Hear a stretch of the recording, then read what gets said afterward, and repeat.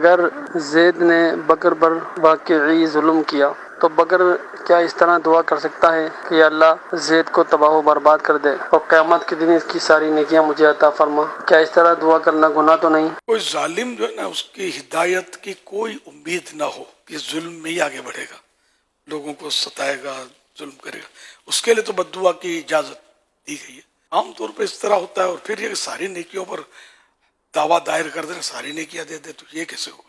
اس طرح کی دعا سے گریز کیا جائے، معاف کر دیا جائے، معاف کرنے میں ثواب زیادہ ہے۔ ضرورت انتقام کی بھی صورتیں ہیں، لیکن انتقام لینے میں یہ ہوتا ہے کہ احتیاط ہو نہیں پائے گی، بہت مشکل ہے۔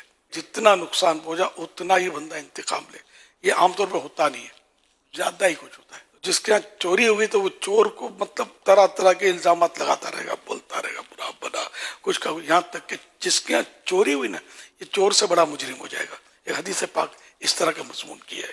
ہمارے یہاں یہ بھی ہوتا ہے کہ کسی نے اگر ہمارے ساتھ برائی کر بھی لی، ہم اس کو اتنا برا بلا بولتے ہیں کہ وہ تو بہت پیچھے رہ جاتا ہے، ہم تو اس کو ساتھوں پوچھتے ہیں، کھنگال ڈالتے ہیں۔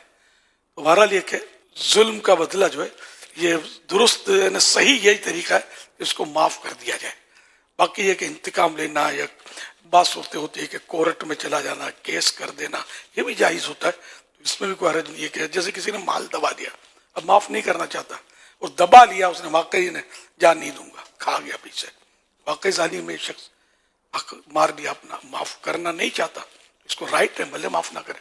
اب یہ اس کے لیے اس کی کوشش کرے، لیکن کوشش جس طرح کہ اس سے مطالبہ کرے، سمجھائے بجھائے، وہ ایک صورتیں ہیں، ورنہ پھر یہ کہ مارا ماری بدماش آگے کرنا۔ اب یہ ہوتا ہے بدماش لوگ جو ہیں یہ فیصلے کرواتے ہیں آج کل، آدھا تیرا آدھا میرا، اور گناہ اور دھمکیاں اور فائرنگ اور بہت کچھ ہو رہا ہوتا ہے ہمارے معاشرے میں۔ یہ بہت سو کو پتا ہوگا کہ اس طرح بدماش لوگ فیصلے کرواتے ہیں۔